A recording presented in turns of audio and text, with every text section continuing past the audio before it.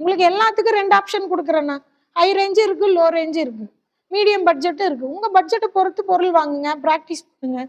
இல்லையா? உங்க தொழில ஃபர்ஸ்ட் ஸ்டார்ட் பண்ணுங்க. எதையுமே ஸ்டார்ட் பண்ணாம அப்படியே விட்டீங்கன்னா மறந்துடும். சரிங்களா? பேசிக்ல இருந்தாதான் நீங்க தொடச்சு தொடச்சு போடுவீங்க. எடுத்துன்னு இம்போர்ட்டை வாங்கி வச்சுட்டு பத்திரமா மூடி வச்சுட்டு டப்பா திறக்கும் போது கூட இத்தினூண்டு சிந்திரக்கூடாதுன்னு வச்சு என்ன பண்ண போறீங்க? அப்படியே எக்ஸ்பைரி ஆகி குப்பையில தான் போடணும். சரிங்களா? நார்மல் ரேஞ்சில் வாங்குங்க, ப்ராக்டிஸ் தட்டி எறிங்க. அதுக்கப்புறம் உங்களுக்கே தெளிவு வந்துடும். எது சரி தப்புங்கிறதெல்லாம் புரிய ஆரம்பிக்கும். எப்போ ப்ராடக்ட் அதிகமாக இருக்குது, கம்மியாக இருக்குது, எடுக்கணுமா வேண்டாமா அதெல்லாம் புரியும். அப்போ நீங்கள் போய் பிராண்டட்ல வாங்குங்க. சரியா? அப்போ உங்களால் கண்ட்ரோல் பண்ண முடியும். இல்லைன்னா கிளாஸுக்கு 50,000, இனி ப்ராடக்ட் 2 லட்சம் 3 லட்சம் வாங்கிட்டு ஆர்டரே வரலன்னா வீட்டுக்கு என்ன பதில் சொல்லுவீங்க? வடிவேல் மாதிரி அப்படியே அங்க பார்த்துட்டு இப்படியே நம்மள பாக்குறாங்க இல்லையா? எல்லாம் வாங்கி வச்சுட்டு ஆர்டர் போகல 5,000 ரூபாய் மேக்கப்னா எவ்வளவு வெறி ஆவாங்க.